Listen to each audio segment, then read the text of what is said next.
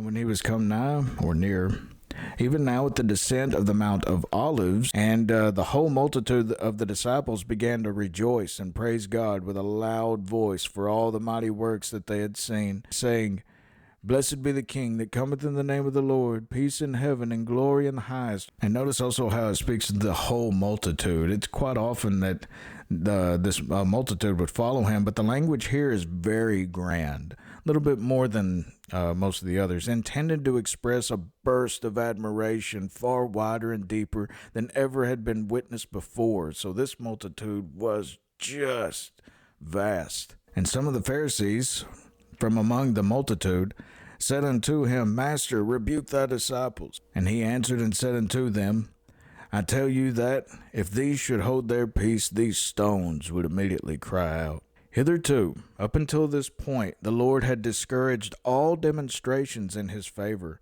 Latterly, he had begun an opposite course. On this one occasion, he seems to yield his whole soul to the wide and deep acclaim with a mysterious satisfaction, regarding it as so necessary a part of the regal dignity in which as Messiah he for his last time entered the city, that if not offered by the vast multitude, it would have been wrung out of the stones rather than be withheld. Now, right here's a lot better perspective for us. Right here's the city. He's at the Mount of Olives, and he's on his way to the city, and he gets a really good look at the city. And he cries again. Many people remember Jesus wept, but do not remember how he weeps also right before he makes this triumphal entry.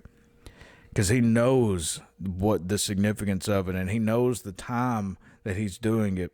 And when he was come near, he beheld the city, and wept over it, saying, If thou hadst known, even thou, at least in this thy day, the things which belong unto thy peace, but now they are hid from thine eyes. He wept over it, showing his compassion for the guilty city and his strong sense of the evils that were about to come upon it. As he entered the city, he passed over the Mount of Olives. From that mountain there was a full and magnificent view of the city, the view of the splendid capital, the knowledge of its crimes, the remembrance of the mercies of God toward it, the certainty that it might have been spared if it had received the prophets and himself, the knowledge that it was about to put him, their long-expected Messiah, to death, and for that to be given up to utter desolation affected his heart, and the triumphant King and the Lord of Zion wept. Amid all the acclamations of the multitude, the heart of the Redeemer of the world was turned from the tokens of rejoicing to the miseries about to come on a guilty people.